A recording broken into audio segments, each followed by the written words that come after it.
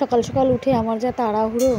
তা শুভ সকাল বন্ধুরা। এই যে সকালবেলা আমি চলে এসেছি, আগের দিন মাংস নিতে, সেই মাংসটা রান্না করবো বলে পেঁয়াজ রসুন আদা লঙ্কা যা ছিল সব একবারে পেস্ট করে নিয়েছি। পেস্ট করে এই যে চলে এসেছি, পেঁয়াজটা এর মধ্যে দিয়ে দিয়েছি, ভাজি করছি, আর যা যা আছে সব দিয়ে দিয়েছি, দিয়ে মাংসটা রান্না করব।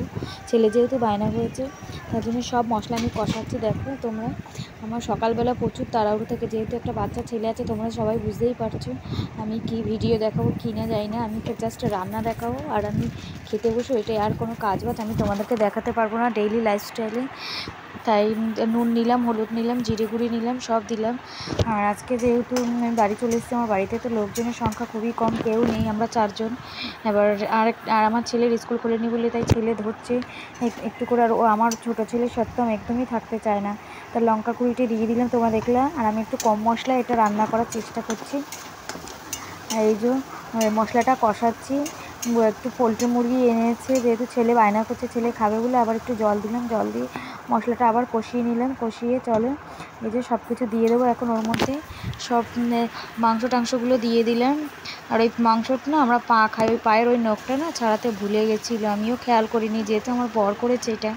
আর এই যে আমার বড়ো ছেলে এসছে শিবম, এসে এগুলো দেবে বলছে, তা আমি বকা দিয়েছি, দৌড় মেরেছে, ভাইয়ের কাছে চলে গেছে।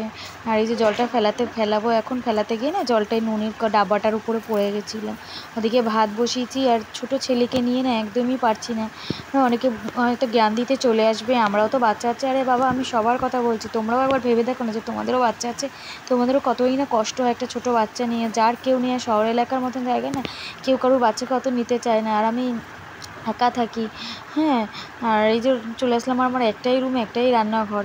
আর তোমরা দেখতেই পাচ্ছ আমি মাংসটা কত তাড়াতাড়ি, যতটা সম্ভব তাড়াতাড়ি করার চেষ্টা করছি। আর এইদিকে মশলা আমি অল্প মশলায় রান্না করার চেষ্টা করি সবসময়ের জন্য, হালকা পাতলা। যা দিনকাল পড়েছে বাবা, তোমরা তো বুঝতেই পারছো। মশলাটা আস্তে আস্তে কষাই, ওদিকে ছেলে কান্না করছে, ছেলের কাছে যেতে হবে, বড় ছেলে ধরে আছে যদিও। মশলাটা তাড়াতাড়ি কষিয়ে এবার ওকে কোলে নিতে হবে, স্নান করাতে হবে।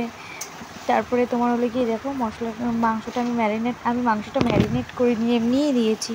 অনেক দিন ধরেই না আমার মাংস খেতেও ইচ্ছা করছিলো, বড়ো ছেলেরও খেতে ইচ্ছা করছিলো। আমি বাড়ি চলে এসেছি, 2 দিন হয়ে গেছে বাপের বাড়িতে কত লোক, আর আমার এখানে কোনো লোকই নেই। একটা পেঁয়াজ দিলাম, পেঁয়াজ আমি খেতে খুব ভালোবাসি। এই মাংসের মধ্যে এরকম দিয়ে কষাতে কষাতে পেঁয়াজটা নরম হবে। আর এদিকে দেখো আলুগুলো না অনেকক্ষণ কেটে রেখেছিলাম, না ধুয়ে রেখেছি, তার জন্য ওরকম কালো কালো হয়ে গেছে। তোমরা আবার ভেবো না যে আমি ধুইনি। আর এদিকে মাংসটা এই যে বসিয়ে এখন ঢাকনাটা চাপা দেবো। আর দেখো এই যে জলটা পড়ে গেছে এর মধ্যে, আমার এত তাড়াহুড়ো, তার মধ্যে যে এত মানে কাজে ভুল হয়ে যায়, যত তাড়াহুড়ো করতে যায় ততই ভুলে যায়। ওদিকে ছেলের প্রেশার কুকারে খাবার বসে,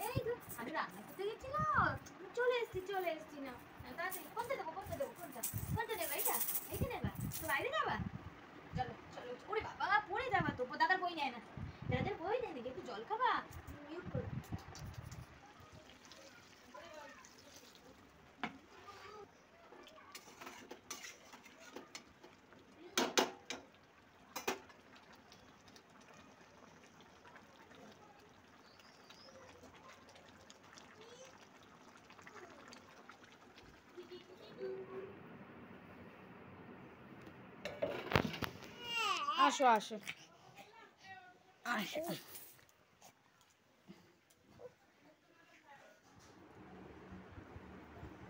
তো তোমরা দেখতেই পেলে আমি খেতে বসেছিলাম, আর আমার ছেলেও এদিকে উঠে গেছে প্রত্যেকদিন দুপুরবেলা।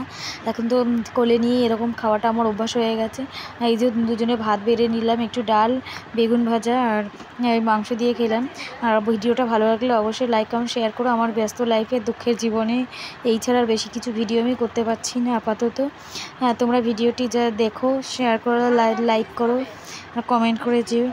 আর কি বলবো আমি বুঝতে পারছি না। তো আজকে এই পর্যন্তই, পরে ভালো ভিডিও নিয়ে আসার চেষ্টা করবো। বাই বাই বন্ধুরা।